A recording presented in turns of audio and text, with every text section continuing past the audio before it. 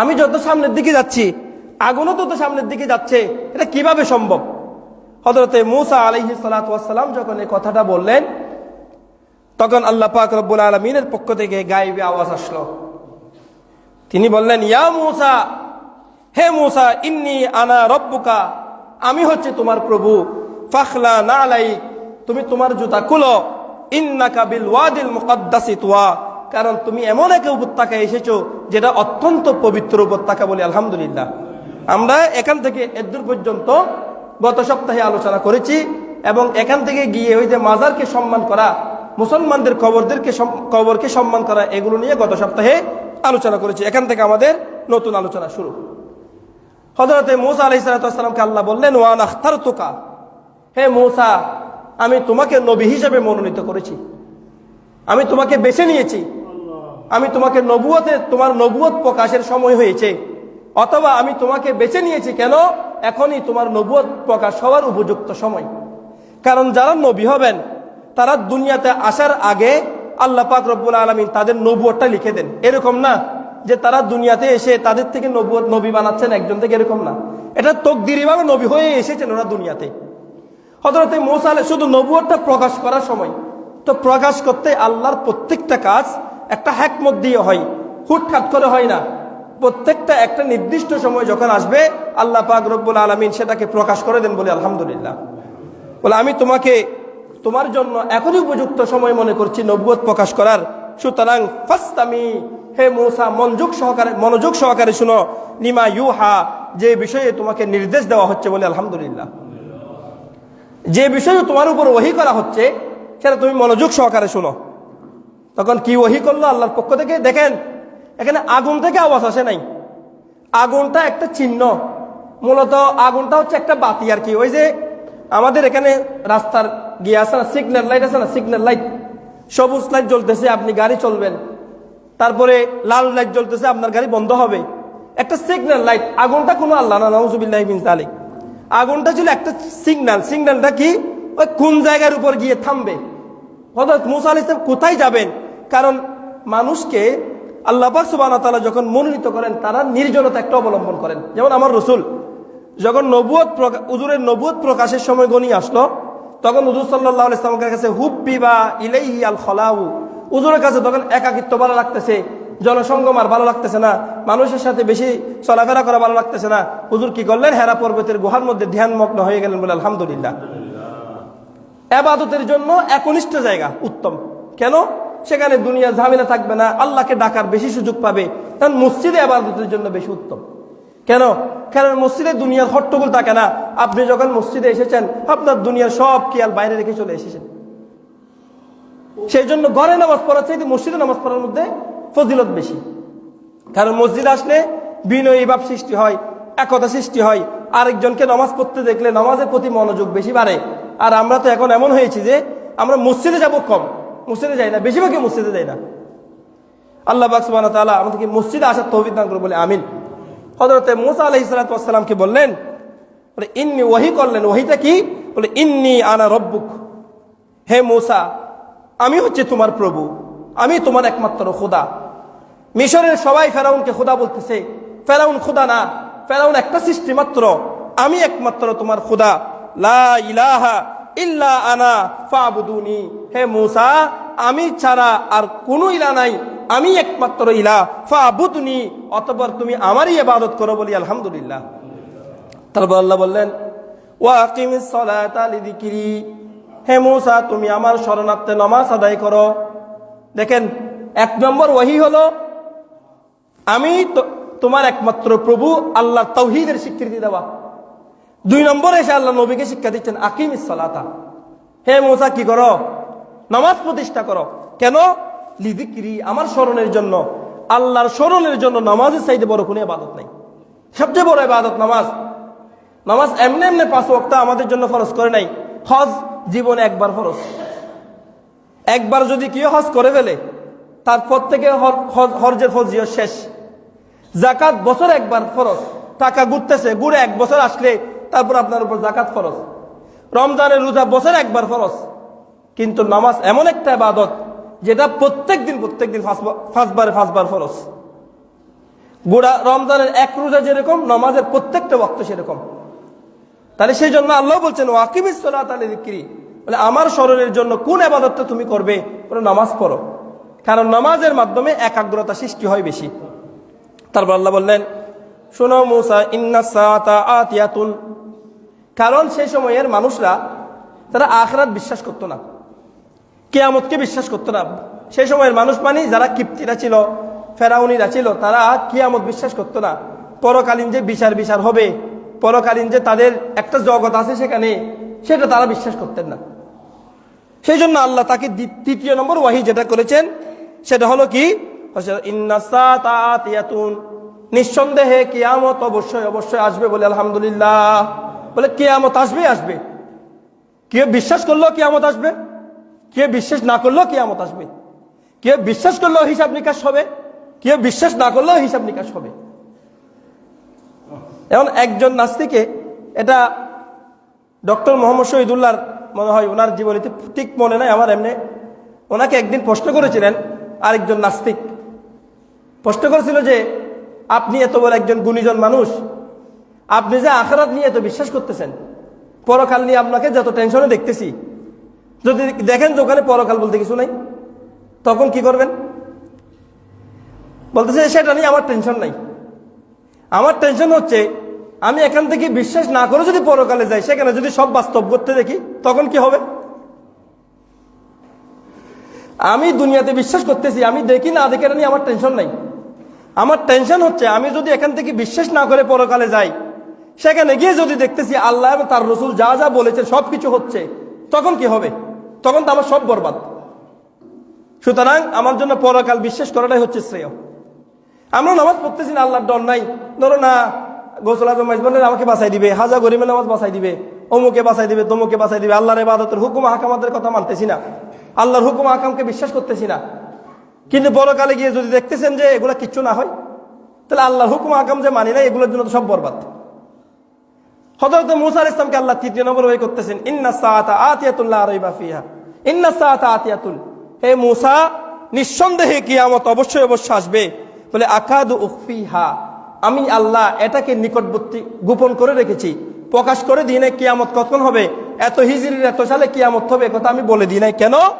লিতুজজা কুল্লু নাফসিন বিমা তাসআ, এই জন্য যে প্রত্যেকটা মানুষ যেন জানতে পায়, লিতুজজা কুল্লু নাফসিন বিমা তাসআ, সে কোন বিষয়ের দিকে গিয়েছে, কোন বিষয়ের জন্য চেষ্টা করেছে, সেই বিষয়টা যেন সে সেদিন বরাবর পায়। কারণ বলে দিলে তো তার কাছে ইয়াকিন আসবে না, তার কাছে মনে থাকবে 1971 হিজরিতে কি হবে, কিয়ামত হবে।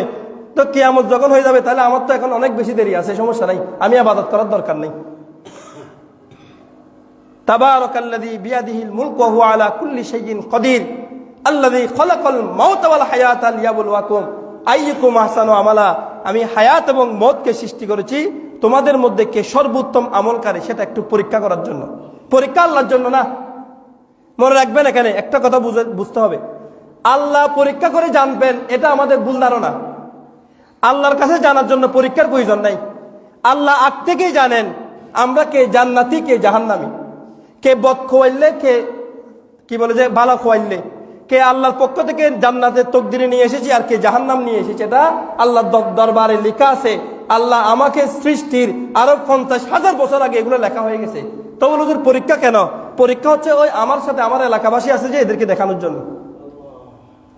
কারণ আল্লাহ যদি আমাকে এমনি এমনি জান্নাতে দিয়ে দেয়, ওই যে জাহান্নামে যাবে সেটা আল্লাহর দরবারে অভিযোগ করবে, আল্লাহ তুমি তাকে জান্নাতে দিয়ে দিছ, আমি কি দোষ করেছি, আমি তো তোমার সৃষ্টি।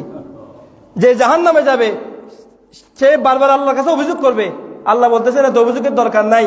ওই যে দেখবে নামাজের সময় হলে দৌড়ে দৌড়ে মসজিদে চলে যায়, কোরআন তিলাওয়াত করে, জিকির করে, আল্লাহ এবং তার রসুলকে স্মরণ করে, হক হালাল বিবেচনা করে চলে, সে জান্নাতে যাবে। এবার তোমার ইচ্ছা হলে তুমি চলো, তোমার ইচ্ছা না হলে তুমি চলবে না। কেউ কারো উপর অভিযোগ করার কোনো সুযোগ নাই। ক্লাসে যে শিক্ষকে পড়াই, তিনি ছাত্র দেখলে বলতে পারেন কে ভালো রেজাল্ট করবে, কিন্তু তিনি তো কোনোদিন পরীক্ষার আগে বলে দেয় নাই এতে রোল 1 হবে, এতে 5 হবে, এতে 3 হবে, এতে 10 হবে। কেন বলে দেয় নাই? এরকম বলে দিলে ওই পিছর টুলে ছাত্রের শিক্ষকের সাথে রাগ করবে, দেখছো ইতার বাপ ইতারে উজুর রেখে দিছে, টাকা বেশ দিছে মনে হয়, সেই জন্য উজুর ইতারে বেশি দেখতে পারে, আমাদেরকে দেখতে পায় না। সেরকম নাই, এগুলো আমাদের জন্য, নাহলে আল্লাহকে জানার জন্য পরীক্ষা করতে হবে না। আল্লাহ পরীক্ষা করার প্রয়োজন নাই। আল্লাহ এমনিও জানেন, আমাদের সৃষ্টির আরো বহু আগে আল্লাহ জেনে আল্লাহর কাছে জানা আছে। আল্লাহর এভাবে কথা লেখা আছে যে আমরা কে জান্নাতি কে জাহান্নামী। আল্লাহ আমাদেরকে জাহান্নামী হওয়া থেকে বিরত রাখুন বলি আমিন। তিনি দোয়া করলেন, বললেন আমি এটা করেছি কেন? বলে প্রত্যেকটা ব্যক্তিকে তার যথাযথ প্রাপ্য দেওয়ার জন্য। তা বললেন ফালা ইয়াসুদ্দান্না কানহা মাল্লা ইউমিনু বিহা ওয়াত্তাবা হাওয়াহু ফাতারদা। তার বললেন হে মূসা, আপনাকে যেন কোনো প্রভাব প্রতিপত্তি যেন বাধা দান না করে ওই কথা বিশ্বাস করা থেকে। কারা? বলে ওই ব্যক্তি যেন আপনাকে আপনার দৈনন্দিন কাজে বাধা দিতে না পারে। কোন ব্যক্তি? মাল্লা ইউমিনু বিহা, যে ব্যক্তি কিয়ামতের উপর বিশ্বাস করে না। ফেরাউন, সে তো কিয়ামত বিশ্বাস করে না, পরকাল বিশ্বাস করে না। বলে সে যেন আপনাকে আপনার কাছ থেকে নিবৃত্ত করতে না পারে। কারণ আপনি তাকে তাওহীদের দাওয়াত দিবেনই দিবেন, সে যত বড় ক্ষমতাসীন হোক, কোনো সমস্যা নাই। আল্লাহ এরকম ক্ষমতা আরো অনেক আগে অনেককে ধ্বংস করে দিয়েছেন। ফেরাউন আল্লাহর সামনে কিচ্ছু না। আপনাকে যেন এই ফেরাউনের আপনাকে যেন আপনার দিন থেকে যেন নাড়তে না পারে। যতই রকমের অত্যাচার আসুক, যতই কাঠিন্যতা আসুক, আপনি আপনার দিনের উপর মজবুত থাকবেন বলে আলহামদুলিল্লাহ। তারপর বললেন ওয়াত্তাবা হাওয়াহু, এবং যে ব্যক্তি কি করে হাওয়ার অনুসরণ করে, কুপ্রবৃত্তির অনুসরণ করে। ফেরাউন এখানে মাল্লা ইউমিনু বিহা এবং ওয়াত্তাবা হাওয়া হচ্ছে ফেরাউন, অর্থাৎ যারা আল্লাহ এবং তার রসুলের উপর বিশ্বাস করে না, যারা আখিরাতের উপর বিশ্বাস করে না, এবং যারা কুপ্রবৃত্তির অনুসরণ করে চলে, বলে তারা যেন আপনাদেরকে আপনার দিন থেকে যেন দূরে সরিয়ে দিতে না পারে। কষ্ট হোক, আপনি আপনার দিনের উপর নজর থাকতে হবে। সমাজের সবাই আপনার এক পাশে চলে যাক, আপনার দিন যেটা সেটা আপনাকে ঠিক থাকতে হবে, মজবুতির উপর থাকতে হবে। তার বললাম আল্লাহ পাক রব্বুল আলামিন হযরত মূসা আলাইহিস সালাতু ওয়াস সালামকে জিজ্ঞেস করলেন ওমা তিলকা বিয়ামিনিকা ইয়া মূসা। হযরত মূসা আলাইহিস সালাম যখন ওই পাহাড়ে উঠলেন, হযরত মূসা আলাইহিস সালামের হাতে একটা লাঠি ছিল, লাঠি। তা আল্লাহ পাক রব্বুল আলামিন হযরত মূসা আলাইহিস সালাতু ওয়াস সালামকে জিজ্ঞেস করলেন ওমা তিলকা বিয়ামিনিকা ইয়া মূসা, হে মূসা তোমার হাতে এটা কি? একথা কেন জিজ্ঞেস করলেন? কারণ হযরত মূসা আলাইহিস সালাতু ওয়াস সালামকে যখন আল্লাহ বললেন তোমাকে যেন নিবৃত্ত রাখতে না পারে, তোমাকে যেন বিরত না রাখে, ফেরাউনের অত্যাচার নির্যাতন নিপীড়ন তোমাকে যেন কি করে দমায় ফেলতে না পারে, এটার প্রতি তুমি সতর্ক থাকবে। হযরত মূসা আলাইহিস সালাম চিন্তা করলেন আমার কাছে তো অস্ত্র শস্ত্র নাই, ফেরাউনের যে বিশাল বাহিনী, যত বড় অস্ত্র শস্ত্র মুখ সমুখ, হ্যাঁ। তখন আল্লাহ বললেন ওমা তিলকা বিয়ামিনিকা ইয়া মূসা, তোমার হাতে এটা কি? তখন তিনি বললেন আল্লাহ ক্বালা হিয়া আসায়া, আল্লাহ এটা আমার লাঠি। আতাওয়াক্কাউ আলাইহা, আল্লাহ আমি এটার উপর বদ দিই। ওয়া আহুসু বিহা আলা গনামি, আমি আমার ছাগলগুলোকে লাইনের মধ্যে রাখি এটা দিয়ে। তারপর কি করো? হযু ওয়ালিয়া ফিহা মাআরিব উখরা, আল্লাহ এই লাঠি দিয়ে আমি আর অনেক অনেক কাজ করি। দেখেন জিজ্ঞেস করেছে শুধু এটা কি, তিনি একেবারে লাঠি বলছেন তো বলছেন, শুধু লাঠির সাথে আরো লাঠির ফজিলত শুদ্ধ সব বলে দিচ্ছেন। কেন? এটা বলার পিছনে কারণ হলো ওই যে আল্লাহ পাক রব্বুল আলামিনের পক্ষ থেকে যে নূর আসতেছে কথার, এই কথাটা যেন আল্লাহর সাথে কথা বৃদ্ধি পায়। এক বাক্যে যেন কথা শেষ না হয়, আল্লাহর কথা বেশি মধুর, এই মধুর কথা যেন আরো বেশি করে বলতে পারে। তখন আল্লাহ পাক রব্বুল আলামিন বলছেন ফালকাহা ক্বালা আলকিহা ইয়া মূসা, হে মূসা তুমি এটাকে জমিনের উপর নিক্ষেপ করো। ফালকাহা, হযরত মূসা আলাইহিস সালাম তার লাঠিকে জমিনের উপর নিক্ষেপ করলেন। ফাইযা হিয়া হাইয়াতুন তাসআ, হঠাৎ করে দেখতে পেলেন এই লাঠিটা একটা বিশাল অজগর সাপে পরিণত হয়ে গেল। বলে আলহামদুলিল্লাহ, একটা বিশাল অজগর সাপে পরিণত হয়ে গেল। যখন মূসা আলাইহিস সালাম এটা দেখলেন, উনি তো ডরে গেলেন, কিরে আমার হাতে ছিল লাঠি, এখন একটু জমিনে ফেলার সাথে এত বড় অজগর সাপ। তখন আল্লাহ পাক রব্বুল আলামিন বলেন খুযহা, মূসা লাঠিটা আবার ধরো। আল্লাহ লাঠি কোথায়? এটা তো অজগর সাপ। বলে ওয়ালা তাখাব, ভয় পেও না, সানুঈদুহা সিরাতাহাল উলা, তুমি ধরার সাথে সাথে আমি এটাকে আবার পুনরায় লাঠিতে পরিণত করে দিব। বলে আলহামদুলিল্লাহ। এটা হলো মূসা আলাইহিস সালামকে আল্লাহ একটা মুজিজা দিয়েছেন। কেন মুজিজা দিয়েছেন? বলে আল্লাহ সাপ লাঠিকে কেন সাপে বানিয়ে দিয়েছেন? কারণ তৎকালীন সময়ে মিশরের সবচেয়ে যেটা তারা বিভিন্ন জাদু টুনা মন্ত্রতন্ত্র করতেন, এই সব কিছু পরিচালনা করতেন সাপকে কেন্দ্র করে। মূসা আলাইহিস সালামকে এই মুজিজা দিয়েছেন যেন মূসা আলাইহিস সালামের এই লাঠি দিয়ে মিশরের যত জাদুঘরী বিদ্যা আছে সমস্ত বিদ্যাকে তিনি কি করে দিতে পারেন? ধূলিসাৎ করে দিতে পারেন। বলে আলহামদুলিল্লাহ। তখন আল্লাহ পাক রব্বুল আলামিন বললেন, মুসা তোমার আরেকটা জিনিসের দরকার। আল্লাহ কি? বলে ওয়াতমুম ইয়াদাকা ইলা জানাহিক, তুমি তোমার ডান হাতকে তোমার বাম বগলের নিচে রাখো। জানাহিক বলে তুমি তোমার হাতকে তোমার বাহুর উপরে রাখো, বা তুমি তোমার বাম, এখানে মুফাসসিররা বলেছেন অর্থাৎ হযরতে ডান হাতকে উনি ওনার বাম বগলের নিচে করে রাখলেন। তারপর আল্লাহ বললেন তাখরুজু বাইদা মিন গায়রি সুইন আয়াতান নুখরা। হযরতে মূসা আলাইহিস সালাম যখন ওনার বাম বগলের নিচ থেকে হাত বের করলেন, দেখা যাচ্ছে এটা একেবারে আলো, প্রস্ফুটিত আলো, সূর্যের আলোর মতো ঝলমল ঝলমল করছে একটা আলো তার হাত থেকে। বলে আলহামদুলিল্লাহ। এটা হলো হযরতে মূসা আলাইহিস সালামের দ্বিতীয় মুজিজা। একটা হলো আল্লাহ ওনাকে লাঠি দিয়েছেন, 2 নম্বর হলো ওনাকে কি দিয়েছেন? হাতের ভিতরে একটা আলো দিয়েছেন, উজ্জ্বল আলো, প্রজ্জ্বল আলো দিয়েছেন।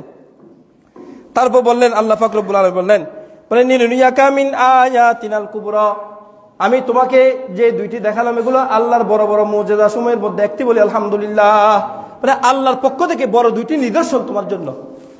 তারপর বললেন ইজহাব, এখন আর ডর নাই, তোমার কাছে 2 জিনিস আছে। এক হলো তোমার কাছে কি আছে? সাপ, লাঠি আছে। এই লাঠিকে যখন তুমি জমিনে নিক্ষেপ করবে সেটা বিশাল অজগর সাপ হয়ে যাবে। 2 নম্বর তোমার কাছে যে মুজিজা আছে সেটা হলো তুমি যদি তোমার বগলের নিচে হাত দাও, সেখান থেকে হাতে যখন বের করবে সাথে সাথে তোমার হাত আলোকিত হয়ে যাবে। বলে আলহামদুলিল্লাহ। তারপর মূসা আলাইহিস সালাম বললেন, আল্লাহ বললেন ইজহাব ইলা ফিরাউন, যাও এবার ফেরাউনের কাছে যাও।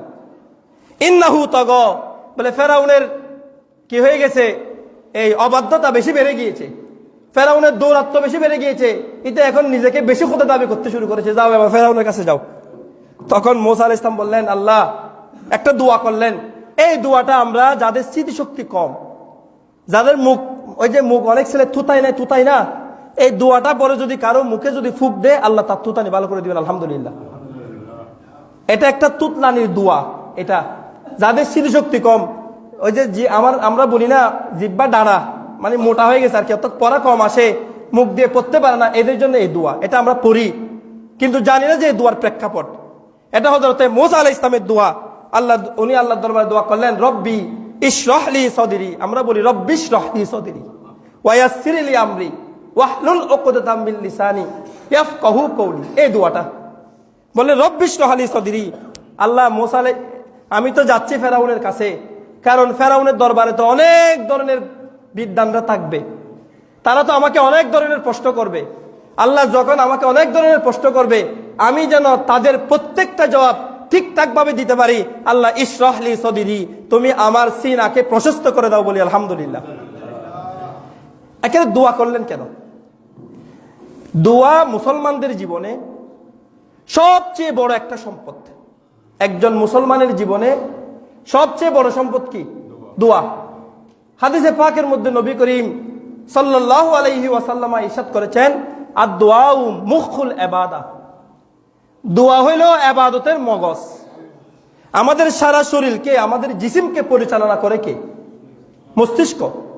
কারো যদি মস্তিষ্ক ঠিক না থাকে, আমাদের শরীরের অঙ্গ প্রত্যঙ্গ যেগুলো আছে, হাড়, এই হাড়গুলা মুভিং হয় কিভাবে, চলাফেরা কিভাবে? ওই মগজের কারণে। মগজ যদি না থাকে, মস্তিষ্ক যদি না থাকে, শরীরের ভিতরে মূল জিনিসগুলো যদি না থাকে, তাহলে তার অঙ্গ প্রত্যঙ্গ চলবে না। আল্লাহ রাসূল বলছেন আদ-দুআউ মুখুল ইবাদাত। আর এক হাদিসের মধ্যে হুজুর সাল্লাল্লাহু আলাইহি সাল্লাম ইরশাদ করেছেন আদ-দুআউ হুয়াল ইবাদাত, দোয়াই হলো একমাত্র ইবাদত। বলে ক্বালা রাব্বুকুম উদউনি আস্তাজিব লাকুম, বলে আল্লাহ বলছেন উদউনি, আমাকে ডাকো, যখন ইচ্ছা তখনই ডাকো, আস্তাজিব লাকুম, আমি আল্লাহ তোমাদের উত্তর দিব। বলে আলহামদুলিল্লাহ। আর এক হাদিসের মধ্যে হুজুর সাল্লাল্লাহু আলাইহি ওয়াসাল্লাম বলছেন লাইসা শাইউন আকরামা আলাল্লাহ, আল্লাহর কাছে সম্মানিত কোনো বিষয় নাই, সম্মানিত কোনো বিষয় নাই। কোত্থেকে? মিনাদ দুআই, দোয়া থেকে। দোয়া থেকে অধিক প্রিয়, দোয়া থেকে অধিক দামি আল্লাহর কাছে কোনো বিষয় নেই। আল্লাহ দোয়াকে বেশি পছন্দ করেছেন, আল্লাহ দোয়াকে বেশি ভালোবেসেছেন। আর এক হাদিসের মধ্যে নবী করিম সাল্লাল্লাহু আলাইহি ওয়াসাল্লাম ইরশাদ করেছেন আদ-দুআউ ইয়ানফাউ মিম্মা নাযালা ওয়া মিম্মা লাম ইয়ানজিল ফাআলাইকুম ইবাদাল্লাহ বিদ-দুআ। বলে দোয়া হলো এমন একটা যেটা আল্লাহর পক্ষ থেকে এসেছে, সেটার ক্ষেত্রেও ফায়দা দিবে যেটা সিদ্ধান্ত হয়েছে। আর আল্লাহর পক্ষ থেকে যে বিষয়টা বান্দার জন্য হয়তো লেখা হয় নাই, কিন্তু সেটাও আল্লাহ দোয়ার মাধ্যমে ফায়দা দিবে। কেন? কারণ আদ-দুআউ তারুদ্দুল কাদাআ, দোয়া বান্দার তকদিরকে কি করে দেয়? পাল্টাই দিতে পারে। তারপর আল্লাহ রাসূল বলছেন ফাআলাইকুম ইবাদাল্লাহ, হে আল্লাহর বন্দারা, তোমাদের উপর অবশ্যই আবশ্যক কি করবে? বিদুয়াই, বেশি বেশি আল্লাহর দরবারে দোয়া করা। কেন? একটা জিনিস দেখেন, আপনি নমাজ, কিছু মনে করেন না কেন, আমার মুরব্বীরা আছে সবাই, আপনি যখন নামাজ পড়েন, আপনি যখন আপনার স্ত্রীর সাথে পার্সোনাল রুমে থাকেন, তখন কি নামাজ পড়ার সুযোগ আছে? আর যখন সহবাসের সময় হয় তখন কি আর নামাজ পড়ার সময় থাকে? তখন আর কোরআন, মহিলাদের, আমাদের মা বোনদের প্রত্যেক মাসের নির্দিষ্ট একটা সময় অসুখ হয় কিনা? হয়। এই সময় কি কোরআন তেলাওয়াত করার সুযোগ আছে? রোজা রাখার সুযোগ আছে? তারপরে নামাজ পড়ার সুযোগ আছে? নাই, নাই, সময় নাই। কিন্তু দেখেন, আল্লাহ প্রত্যেকটা মুহূর্তে, প্রতিটা মুহূর্তে বান্দার জন্য একটা জিনিসের দরজা খোলা রেখেছেন, সেটা কি? দোয়া। দোয়ার জন্য আল্লাহ কোনো সময় নির্ধারণ করে দেয় নাই। আপনি রাতের বেলা দোয়া করতে পারবেন, এমনকি আপনি যখন স্ত্রীর সাথে সহবাসে মিলিত হচ্ছেন, আল্লাহ তখন আমাদেরকে দোয়া শিখিয়ে দিয়েছেন। কি দোয়া? আল্লাহুম্মা জান্নিবনা আনিশ শায়াতিন, আল্লাহ তুমি আমাদেরকে শয়তান থেকে দূরে রাখো। দেখেন, আপনি বাথরুমে ঢুকতেছেন, তখনও দোয়া শিখিয়ে দিয়েছেন। আপনি বাথরুম থেকে বের হচ্ছেন, তখনও দোয়া শিখিয়ে দিয়েছেন। আপনি যখন মসজিদে ঢুকতেছেন, দোয়া শিখিয়ে দিয়েছেন। মসজিদ থেকে বের হচ্ছেন, দোয়া। ঘরে ঢুকতেছেন, দোয়া। ঘর থেকে বের হচ্ছেন, দোয়া। উজু বানাচ্ছেন, প্রতিটা অঙ্গ প্রত্যঙ্গ দোয়ার সময় দোয়া। জুতা পরতেছেন, সেখানেও দোয়া আছে। পাঞ্জাবি পরতেছেন, সেখানেও দোয়া আছে। আপনি রমজানে রোজা রাখতেছেন, দোয়া শুরু করতেছেন দোয়া দিয়ে। আপনি ইফতার করেছেন, তারপরেও দোয়া। আপনি নামাজ পড়েছেন, শেষ করতেছেন দোয়া দিয়ে। আবার আল্লাহর বান্দাদের মধ্যে কতক বান্দা আছে, এরা কোনো সময় দোয়াকে খাস করে ফেলছে। এরা বলছে জানাজার পরে দোয়া করা যাবে না, ফরজ নামাজের পরে দোয়া করা যাবে না, অমুক নামাজের পরে দোয়া করা যাবে না। আচ্ছা, আল্লাহ রসুল কি কোনো জায়গায় বলছে এই মুহূর্তে দোয়া করা যাবে না? কারণ কোরআন তেলাওয়াতের জন্য নির্দিষ্ট সময় আছে। মহিলারা তাদের ওই সময়ে কোনো ধরনের দোয়া, কোরআন শরীফ পড়তে পারবে না। মহিলারা ওই সময়ে নামাজ পড়তে পারবে না, ওই সময়ে জিকির করতে, রোজা রাখতে পারবে না, তাদের বিশেষ সময়ের মধ্যে। কিন্তু দেখেন তো, আল্লাহ রসুলকে এরকম দোয়ার জন্য কোনো নির্ধারিত সময় করে দিয়েছেন? আল্লাহ রসুল বলছেন, আকসিরিদ দোয়া, বেশি বেশি দোয়া করো, ফাইন্না দোয়া মুখুল ইবাদা, ইবাদতের মূল হচ্ছে, মগজ হচ্ছে দোয়া। আর একদল বলতেছে ফরজ নামাজের পরে দোয়া করা যাবে না। কেন যাবে না? বলে আল্লাহ রসুল করে নাই। আল্লাহ রসুল করে নাই কোথা বলছে তোমাকে? আল্লাহ রসুল করে নাই, তুমি চোখ দিয়ে দেখছো? দোয়া করে নাই। যদি দোয়া না করে, আল্লাহু লা ইলাহা ইল্লাহুল হাইয়ুল কাইয়্যুম, এগুলো কিসের দোয়া? আয়াতুল কুরসি এগুলো কিসের দোয়া? লা ইলাহা ইল্লাল্লাহু লাহুল মুলকু ওয়া লাহুল হামদু, এগুলো কিসের দোয়া? আল্লাহ রাসূল যদি দোয়া না করে, বলে জানাজার পরে দোয়া নাই। তোমাকে কে বলছে জানাজার পরে দোয়া নাই? ইদা সাল্লাইতু আলাল মাইয়িতি ফাআখলিসু লাহু দুআ, যখন মইয়তের উপর জানাজার নামাজ পড়বে তখন তার জন্য বেশি করে দোয়া করবে। বান্দা হাদিস বলতেছেন, শুনেন না, হাদিস বলতেছেন, ইদা মাতাল ইনসান ইনকাতা আমালু, একজন মানুষ যদি মরে যায়, আল্লাহ রাসূলের হাদিস, তার সমস্ত আমল কি হয়ে যায়? বন্ধ হয়ে যায়। ইল্লা সালাসা, তিনটা জিনিস ছাড়া। এক, as-সাদকাতুল জারিয়া। দুই, আল ইলমুন ইনতাফাউ বিহি। তিন, ওয়ালাদুন সালিহুন ইয়াদউ লাহু। হাদিস বলতেছে কি, মানুষ মরে গেলে তার সমস্ত আমল বন্ধ, কিন্তু তিনটা জিনিস জারি থাকে। কোনো কেউ যদি কোনো সৎকা করে, সেটা জারি থাকবে। কোনো মানুষ যদি এলম শিখে, সে এলম যদি অন্যকে শিক্ষা দেয়, সেটা জারি থাকবে। তিনি যদি কোনো সন্তান রেখে যান, নেককার সন্তান, এই নেককার সন্তানটা দোয়া করবে। আচ্ছা, এটা কখন বলছে? মৃত্যুর পরে না? তো জানা যায় কি মৃত্যুর আগে না? কি হনবা জানা যায় কি মৃত্যুর আগে না? হদে জানাজা দোয়া। জানাজা কিসের দোয়া? কে বলছে আপনাকে জানাজা দোয়া? ইমাম বুখারী রহমতুল্লাহ আলাইহি কিতাবুল জানাইজের 10টি হাদিস এনেছেন, শুধুমাত্র জানাজা যে দোয়া নয়, এটা একটা নামাজ, এটা একটা সালাত, সেটা প্রমাণ করার জন্য।